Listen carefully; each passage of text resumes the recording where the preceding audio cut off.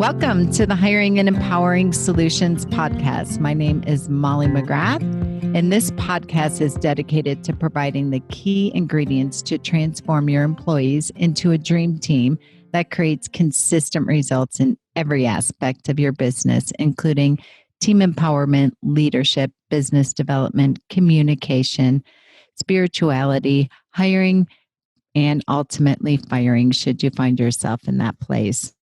As some of the country's leading staffing and management consultants, we help business owners, i.e.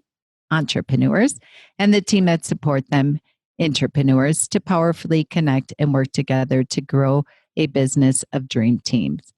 So today's episode, I'm so very excited about. I have Paula Friedland, and the topic today is about the power of your true voice.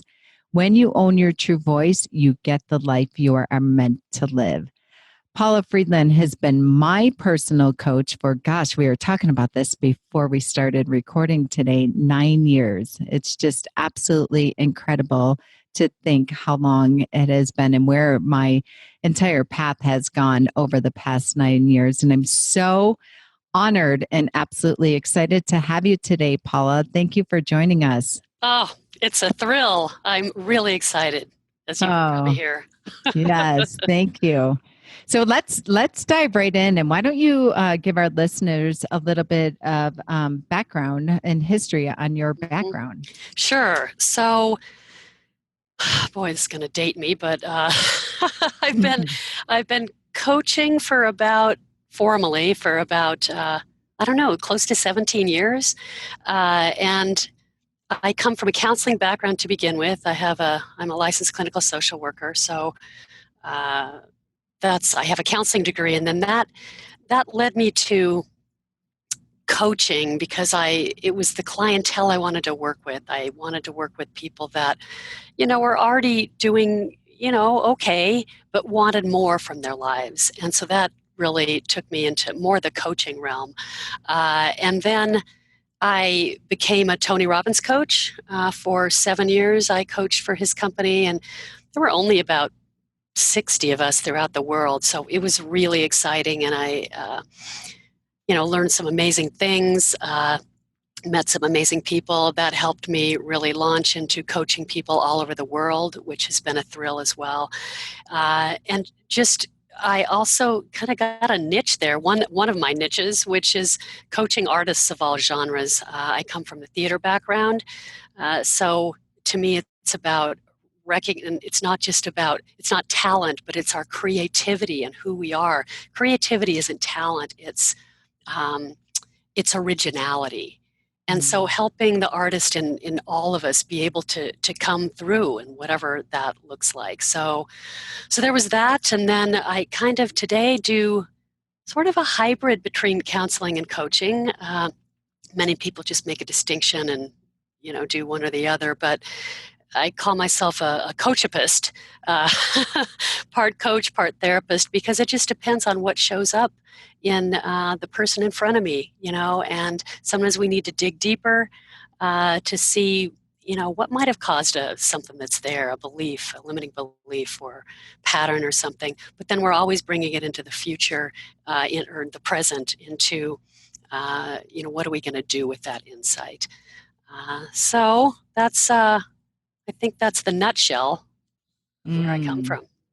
I love that. I remember when I was as you were talking, I was thinking about how we had met, and a mutual friend of ours, Andrea Constantine, she had helped Lainey and I write our first book and actually put together our website for our business way back when in 2008 when we launched. And she was our coach that supported us with getting the book together, getting our branding together, getting our website together. And I remember Lainey and I we launched, and we got a call from the Florida State Bar asking us if we'd come and speak at their event. And I immediately began to have a meltdown and absolutely freak out because Lainey's a stage person. She could speak.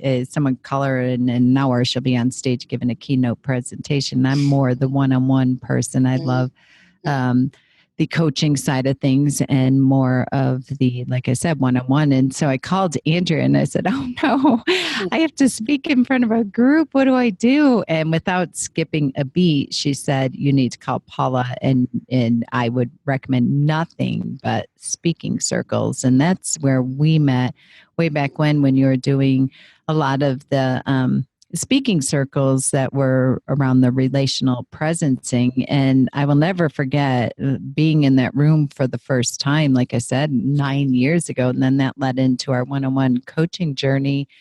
And the thing that really, really stuck out for me was you talk about your clinical, background in the medical field, and then also bringing the coaching essence to it. And the third piece of it that I think I would really bring to it is that that essence piece, that soul speaks piece of it, and really being able to marry the three pieces of it that I learned through. And I'll have you talk a little bit about that more. But the piece that I love about is this unique gift that you have, Paula, being nurture nature through some of your training, like you said, Tony Robbins, which is in this day and age a household name, and your traditional, background that you have from your training, from your psychology and et cetera. But the unique gift that you bring that I see, and what I appreciate so much about you, is that coachapist piece of it that you just talked about, and that skill set that you have to bring forth whatever a person may need on their particular journey at any given time. And the combination of the coaching, then the counseling, in addition to what I'll call the soulful piece, which is a term that maybe people can resonate with in this day and age.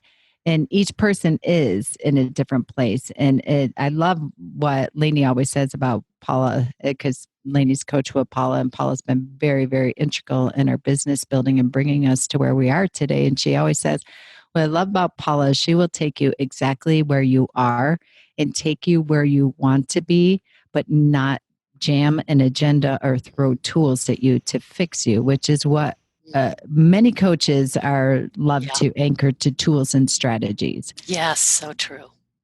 And the piece that I see that you bring, and that I'd love for you to speak into a little bit today, is that each person is in a different place. And for what you do is really helping them to quiet and to listen to their true voice.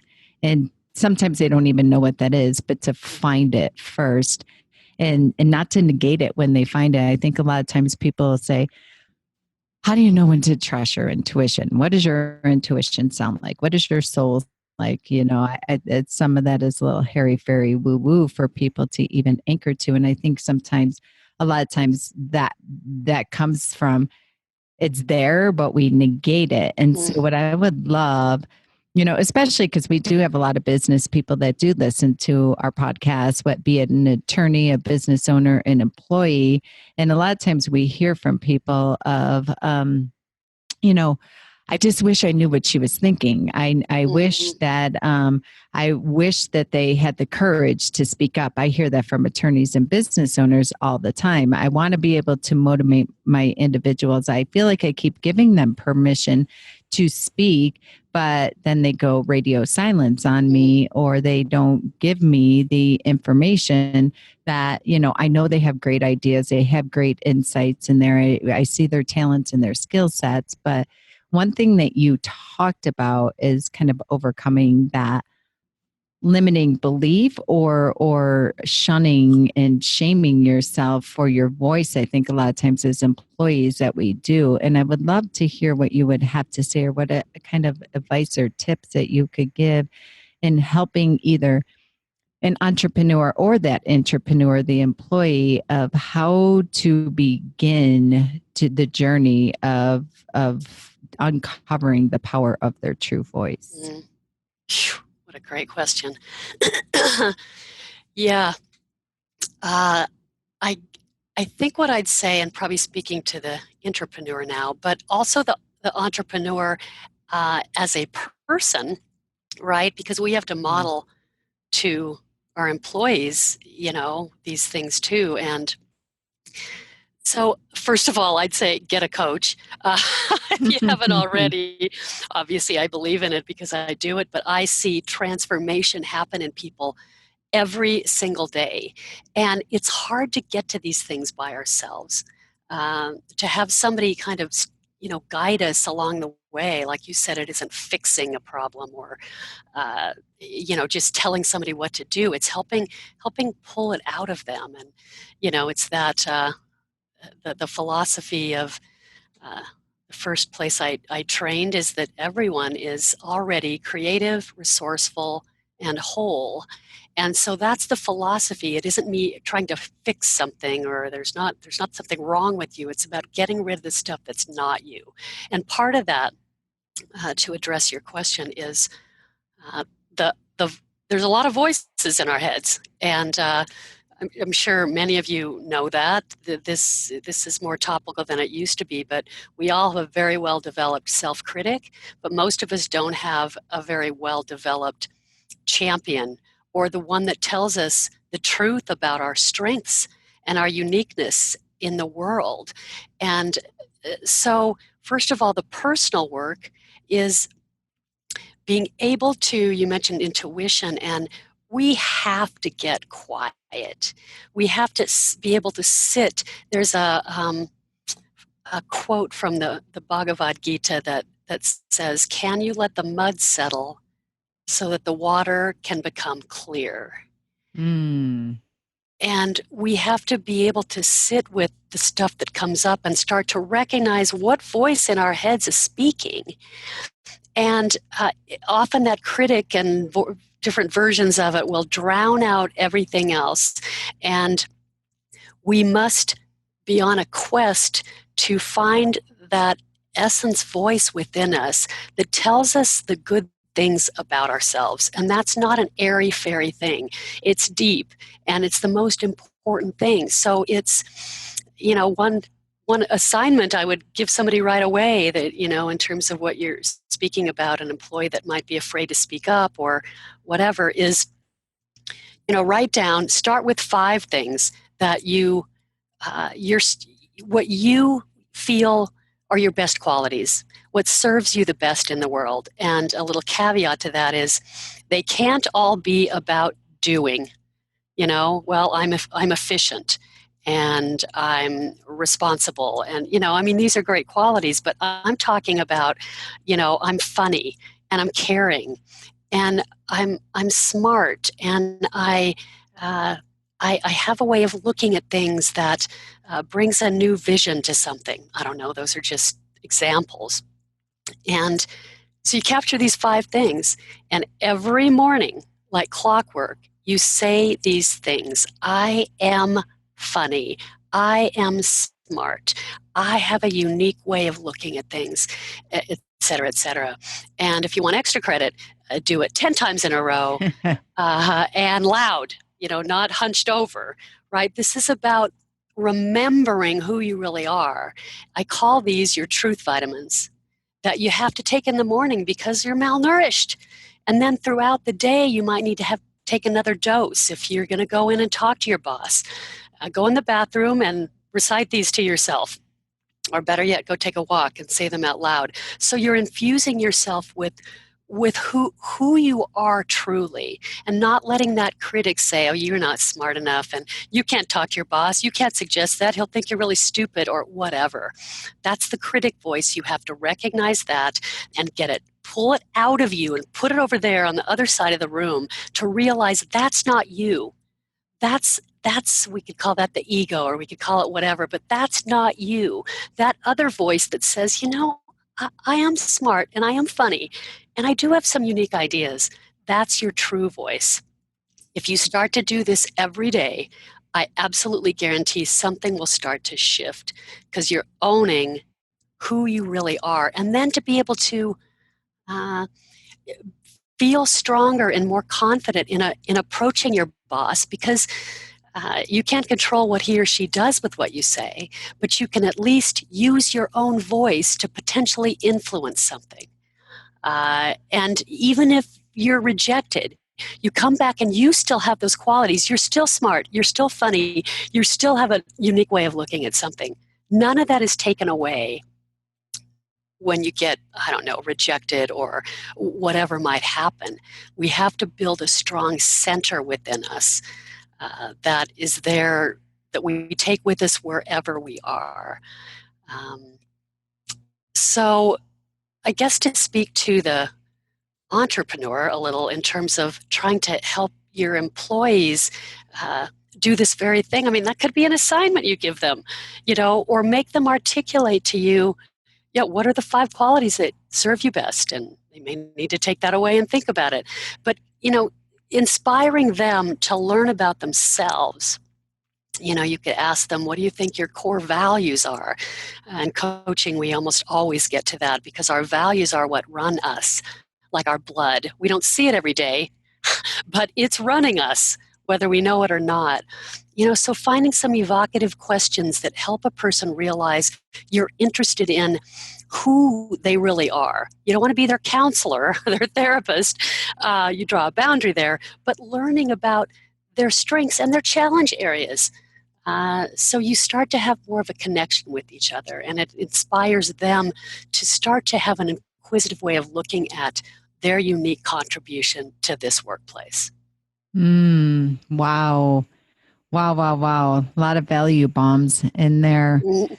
I, what's popping up for me is your first statement of hire a coach. And, that's not self-serving by any means. I can speak from both, I feel like, the entrepreneur as well as the employee standpoint. So I will start from the employee standpoint where you started with your answer. And I have here hanging in my office, actually, my truth vitamins from when I started, as you were talking, like, wow, when I started working with Paula, I was at the tail end of being an employee.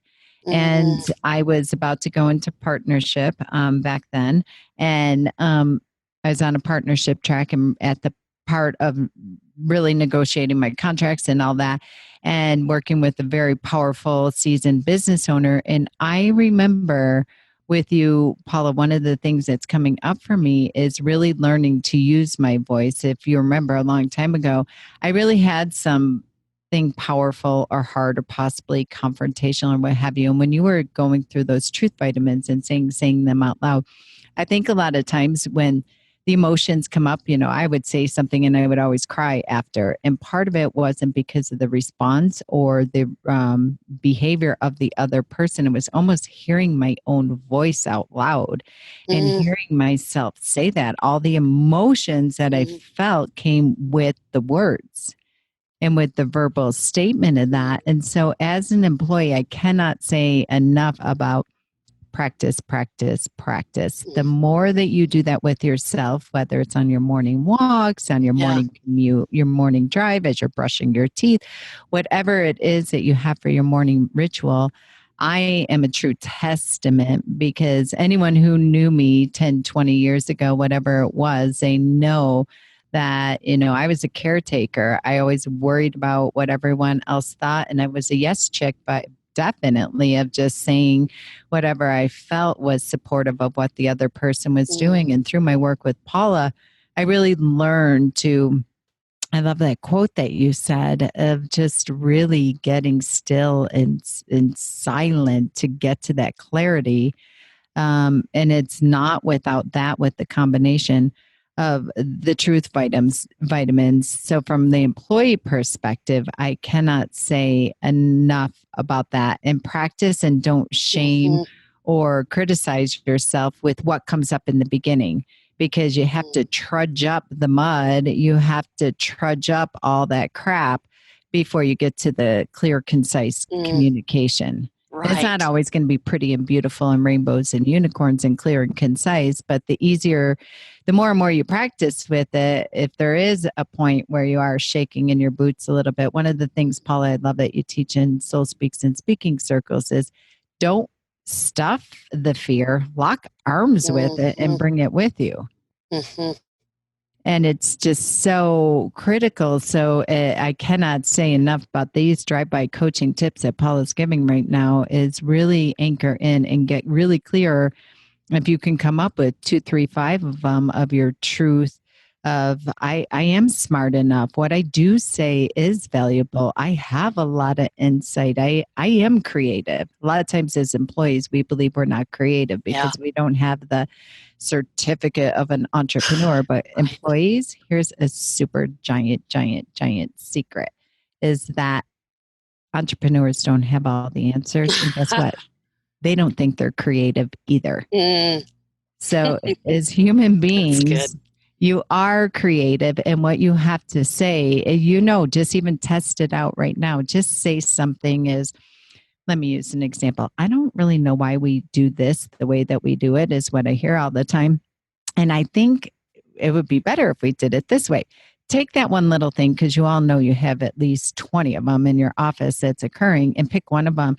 And in your next team meeting, in your next water cooler conversation or luncheon or whatever, wherever the opportunity arises, just say, hey, what I was thinking, and then just share that idea that you have about refinement, improvement, implementation, or what have you, and watch the reaction of your entrepreneur. Because I Mm, guarantee they're going to be like, holy crap, like yeah. that's brilliant. I Right. love it. They're craving it. They're craving it. They're craving it.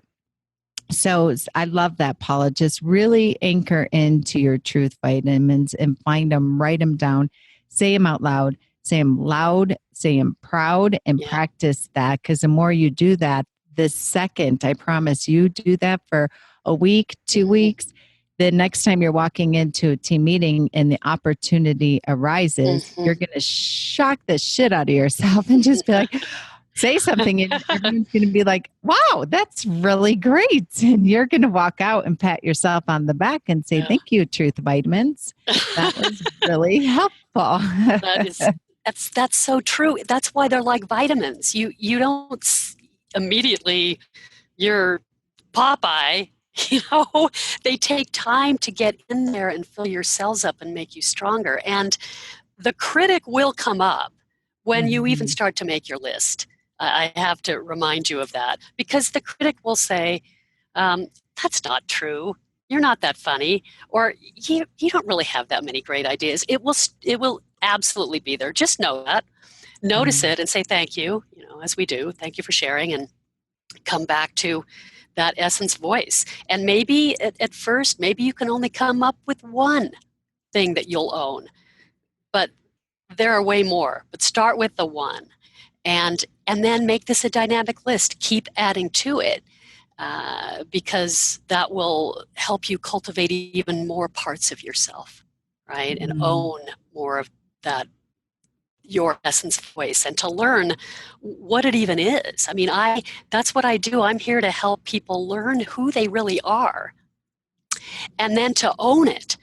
And then they walk different in the world and everything that they do. It's really, as you can see, I get on a lot of soapboxes, but it's just thrilling to watch and walk the path with people and see that happen. Oh yeah, Mm. that's who I really am.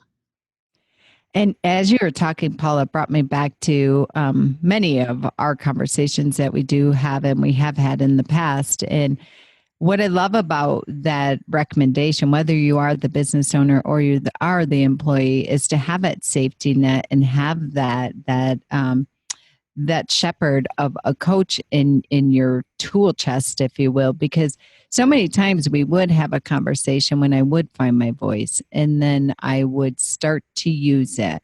And then, depending on the feedback or the response I would get from the person that I'm having a conversation with or the team I'm having a conversation with, I, in the beginning, would find myself go back to shut down and go back into my cave, or then let the critic come in stereo. And I remember being so incredibly grateful for our biweekly calls and getting on and debriefing with you and saying, okay, I'm super proud of myself. I had the courage. This is what happened, and debriefing this situation or scenario with you. And remember in your amazing, gentle way for you to say, so what happened?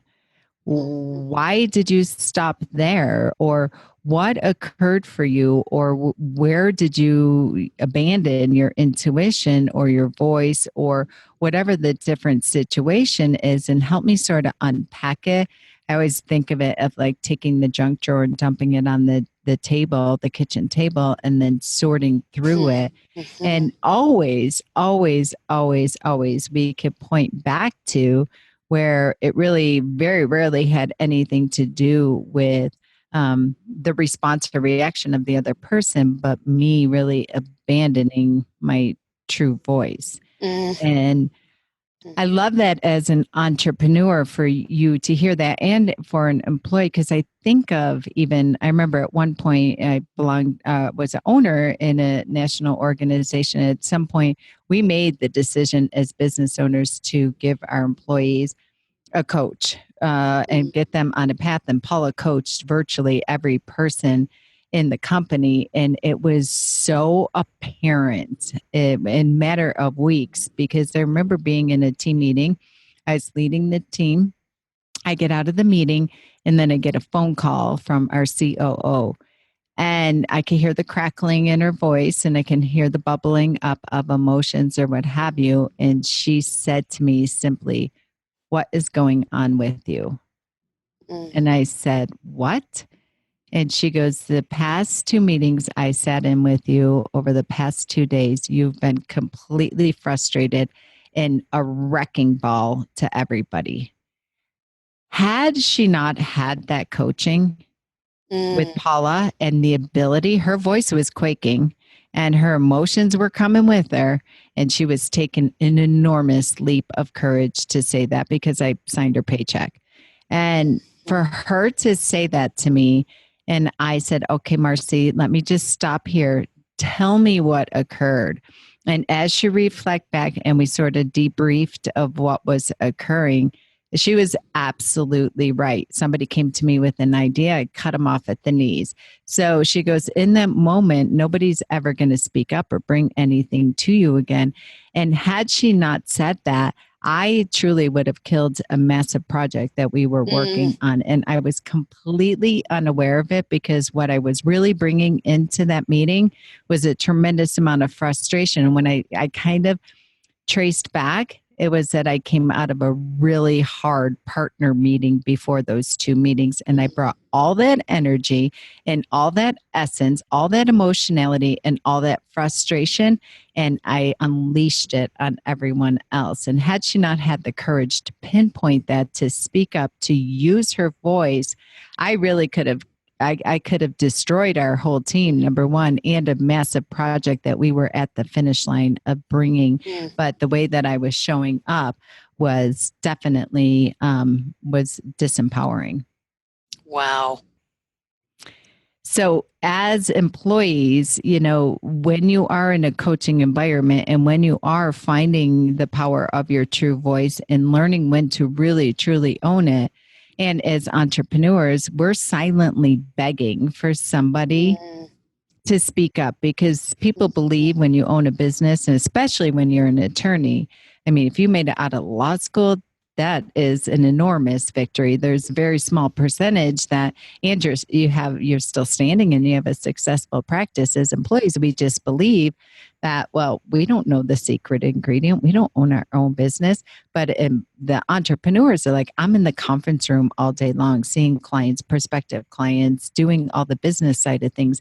I don't know what's happening on the front lines, at the front desk, in the hallways, etc.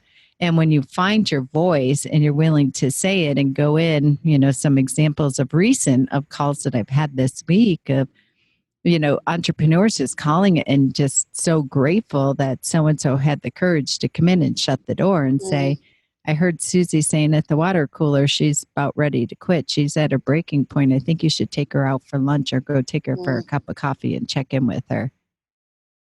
Wow. So it's the types of things like that can transform a business. And it gives the attorney and the business owners confidence over and over again to really not only allow and give you permission for that, but they make the shift to depending on it, which is transformational. Yeah, it becomes part of the culture, right? Yes, it's just incredible. So, Paula, what are some of the nuggets you can provide for employees who have like so much welling up inside of them? And I know you've done this for me for so many years, and they have ideas and they see where their boss or attorney is, unconsciously either causing trouble like I was in the business and or just in need of some energy shifts or a well-deserved break or a walk or some of those 2 millimeter shifts that Tony Robbins talks about all the time. What nugget would you get them to really have that courage to be able to come from a place of integrity and honesty and essence and to help shift their entrepreneur out of a place of pain and overwhelm? And honestly, for the business owner too, they see that their employees are overwhelmed and disengaged or in pain. What do you have to share with us to learn how to express yourself more fully, wholly, and authentically, even when you have this fear of the outcome and the potential terrible outcome of being in quote unquote trouble or shamed or shut down or, I mean, worst case scenario, I think everyone feels that either he or she's going to get fired or he or she's going to quit. Mm-hmm. Yeah, got it. A couple things that come to mind. We'll see if this addresses the question. Uh, when you're having a lot of emotion and you either need to go and talk to somebody and that emotion is all there, or you're really emotional about something that was said to you or a fear or whatever it is. I mean, first of all, you mentioned this, take a break. That's not rocket science, but how often do we actually do that in this culture where it's all about fill in all the space, there's no time to, whatever. I get on about breaks and about eating, not eating while you're working, because you're confusing your system that way, even if you take 10 minutes. But a break, an intentional break, where you take a walk outside if you can, or in the stairwell. I've done that before when it was snowing or something and I couldn't go anywhere, using the stairwell, finding a private place that you can what I would say is take a little mini vacation. Like imagine yourself in a place that nurtures you, imagine yourself on the beach or whatever that might be, and take that all in completely, and then when you come back to your desk or whatever it is, the point is to be, you've now washed all that off of you and you're fresh. So that's a nutshell version of that tool. There's a lot more to say about it, but use your breaks intentionally to, what do I need right now? Well, I need to calm down. I'm in overwhelm. Or I need to affirm myself because I just feel like I was shamed. Ask yourself what you need, and then take your truth vitamins with you, and go to a place that nurtures you. Remember time you laughed. Go listen to comedy, something that can help you break out of the spell that you might be in and the overwhelm. But there's another tool I would also say, if you can't really do that in the moment and you have a confrontation, or you've come from one or you're going to one, is that person in that moment that's emoting that way is pretty likely to be more of the young kid in you, that vulnerable child, right? I mean, that's what happens. We get triggered into these places, and they're often when we were young, and so you feel like the little kid in that moment. So if you can treat that little kid like an entity, and you send that kid away to play on the playground or to go wait in the car or whatever it might be, while you then bring up the adult in you.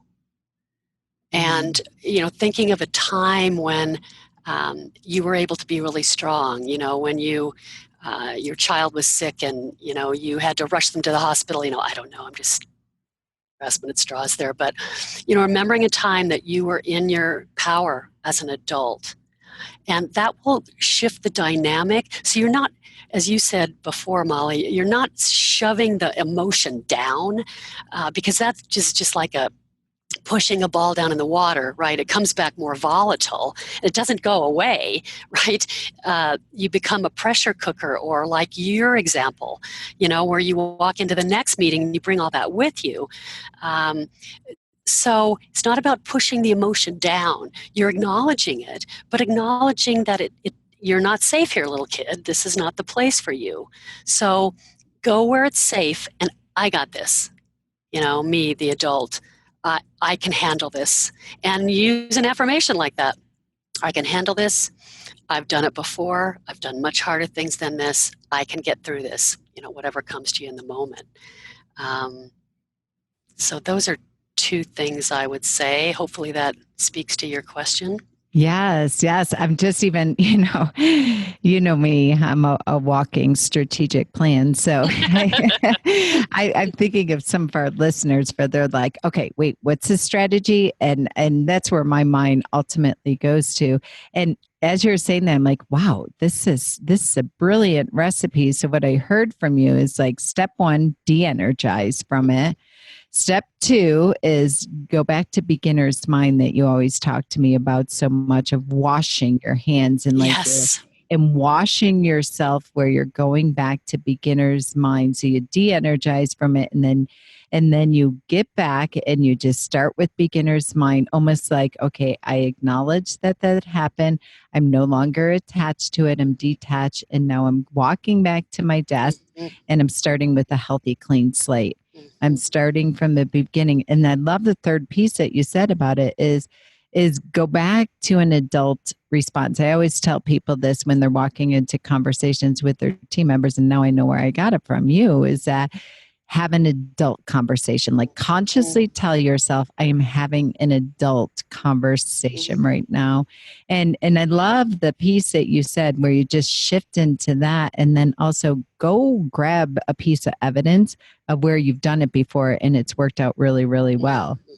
And you've done it before, where then you can go into that conversation. So whether you had to remove yourself and go in the stairwell or out in the parking lot or whatever it was, to de-energize from heated or a conversation that didn't go really well, or the vice versa. If you're prepping yourself, this could actually be a great kind of precursor or afterwards, either a debrief, and then go in there and just, I think it's a part of just that mindset and really talking to yourself and saying that it's okay.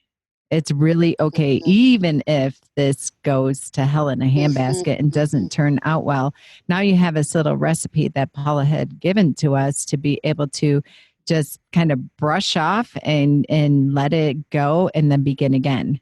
And I really, really love that visual of starting from the adult versus the child, because we could talk all day about that one, but that is so significant.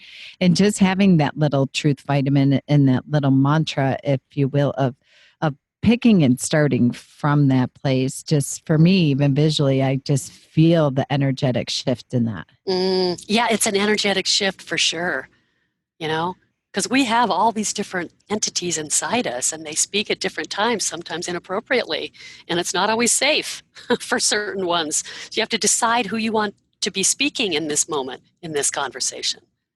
And I think it's really that, as you just said those words, like finding the power of your true voice is that. I think you just said something really significant of deciding who you want to be speaking in this moment, just the simplicity of that. And I know it's not that simple, but just really when you want to own your true voice, and people always talk about finding the best version of yourself and your future self and all that, but really like picking how this helped me, that you've helped me so much, of what my true voice is and how I want to show up in the world is from that place, just starting from there and beginning like who's talking. And you always say this to me, who's speaking right now? Like, Right. who is making these decisions right now? I'm like, oh, damn it. It's my past. Like, I'm Right. still I'm white knuckling onto Yeah. that. Like, I'm so committed to that story. hmm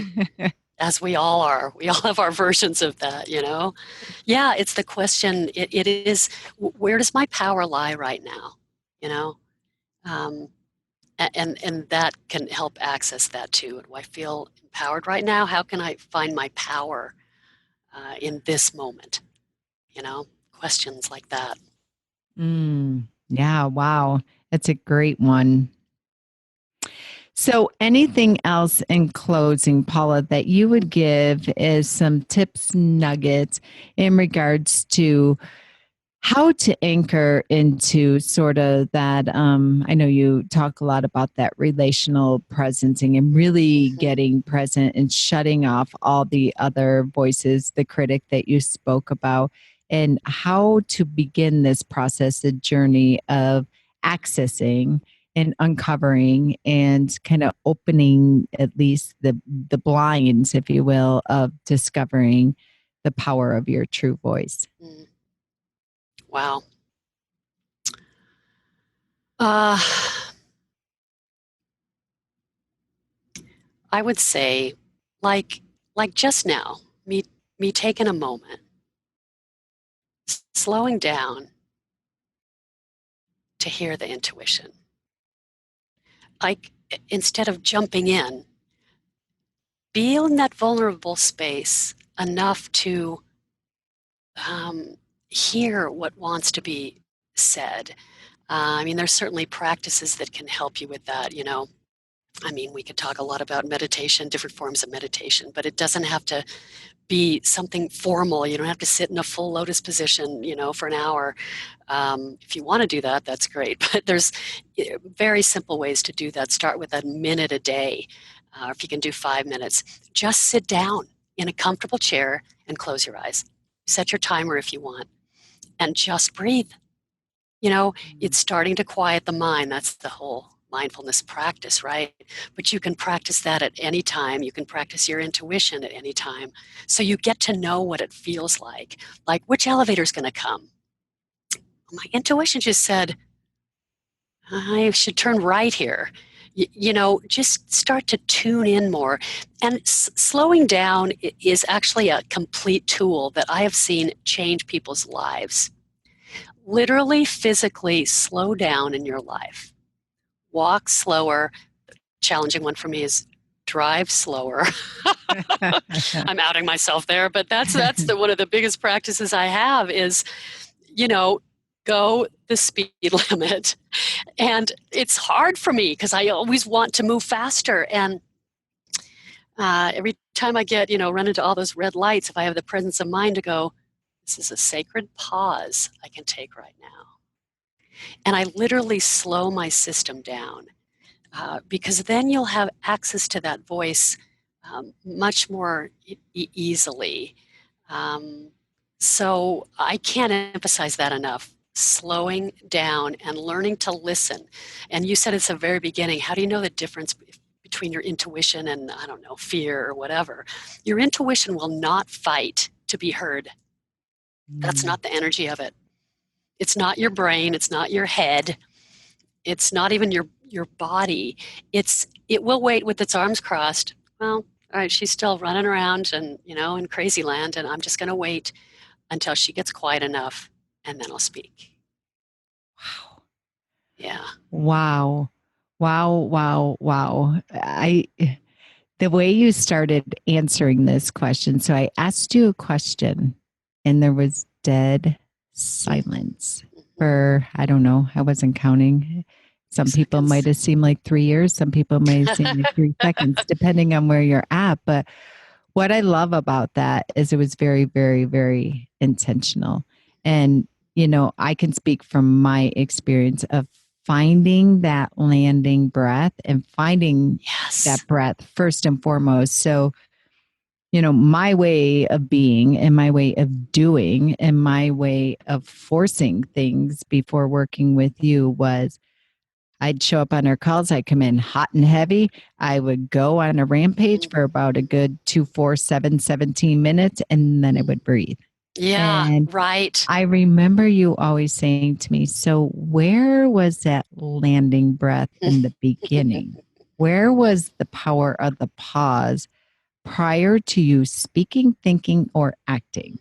And where was that? I have this always before I do anything. Where's my landing breath? I think I've told you this several times. Like that is what is in my front pocket constantly because it will save me every single time from not reacting, but responding. And it will also save me from really anchoring into my true voice versus just responding or just knee jerking.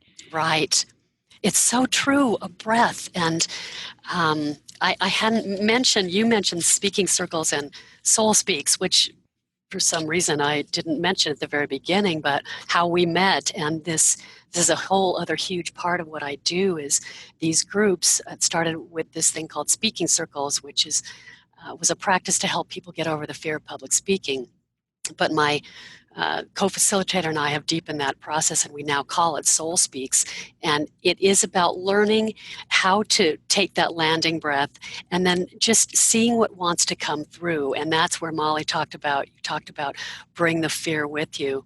It's learning how to be yourself, and that landing breath starts everything. And usually whoever you're with will end up taking a breath too, if you got somebody there, and that will help disarm or calm them as well. And so the speaking circle and soul speaks are huge practices. Our mission is, or tagline, whatever you want to call it, is change the world by being yourself.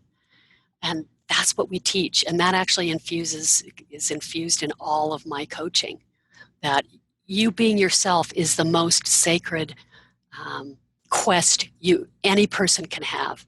That's your purpose in life to me. Wow. Yes. Yeah. And as you were talking, I just so much was coming up for me, but I know people be saying, well, how do I do that? How do I do that? And one thing I know that you had me do in between when we first met, I was jam from 6 a.m., 6 p.m., 5 days a week without even a restroom break. And I remember at one point you said, I need you to put the power of the pause. I need you to put breathing in your calendar between each appointment. You do not move from one activity to the other without finding your pause and your breath and your de-energizing. And that's just some drive-by tips I would love. I know we could talk all day long. And We could. I think I'm going to bring you back to talk more about Soul Speaks and speaking circles and the practice of that too, because I know by and large right now they're being offered in the Denver area. So if you are listening here and you are located anywhere within the Denver area, I cannot say enough about seeking out and looking into Paula's website about Soul Speaks, because I'm going on year 9 right now. We just started a new session last week, and it is 100% allow me to find my voice and my true essence. And I can sit here and say that I am fully know exactly who I am, and just deepening that practice every single day and getting closer and closer to really what allows me to be a difference maker in this world is anchoring to that and my truest essence. Beautiful. So, Paula, yes, anyone that's listening today, can you tell us a little bit about how they can connect with you, hear a little bit more about Soul Speaks, hear a little bit more about your coaching practice, and learn about your methodology and modalities, et cetera, of how can we stay connected with you? Absolutely. And I had must be good timing, because I had a waiting list, and now I suddenly have openings. So I coach different than many coaches. As you were talking at the beginning, many coaches it's about strategies and goals, and that's certainly a part of what I work with. But I take each client is different. I don't have a standing curriculum. I let the curriculum, so to speak, come from the interchange between us and what I hear on a deeper level. Always listening on a deeper level for what's really going on, and what is somebody really being called toward or longing for. What are their values? What is that true essence? So I do hour-long sessions. That's the counselor in me. I can't just do a 30-minute session because I like to go deeper. I do what I call roots work, which is you don't cut the weed off from the top, because that just makes it look good for a little while, but it grows back. So this is deeper work. And so you can just contact me. I mean, my website is paulafriedland.com, and we can talk about what that might look like. I always do an initial free consultation just to see if we'd be a good fit, and to learn a little more about you, and then we jump in. And the other website you can go to is the soulspeaks.biz to learn more about Soul Speaks itself. And we also have been bringing Soul Speaks to corporations and even team building, and and those don't even have to all be local, because we've gone out of town to do these things as well. And it's the most transformational process in all of my years in this field that I've seen, help people truly transform. And then my coaching just is very sort of aligned with that. So, Wow. my mission is to create a movement of greater, deeper, freer self-expression. So, greater, freer self-expression. Wow, a movement. Imagine that. Imagine that. And I can tell you, I've seen it firsthand in our organization, without a doubt. And I just love being a witness to it for the 9 years that I've been witnessing it as well in my own personal life, but also in our tribe and our communities through the Soul Speaks work. Yeah. Powerful. Yeah. Well, thank Molly, you. You're such a gem. You are such a thrill to work with, and to see you become who you really are. It's been amazing. So I'm so honored that you brought me along here and allowed me to meet your folks here and share a few things, hopefully, that can help. And just spread the word on this. Change the world by being yourself. That's what it's all about. Just that little mission, huh? Yeah, just oh, what a fun time. Paula, thank you.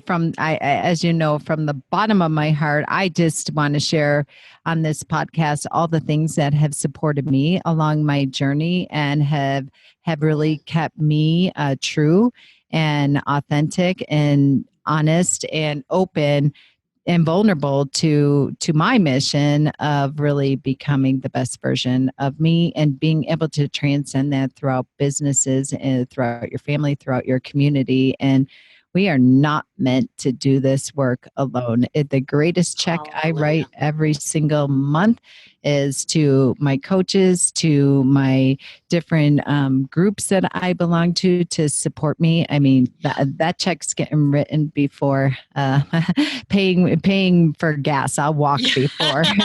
Like the investment of you'll walk person. Proud. Yes, I'll walk proud, and I'll get my exercise in at the same time.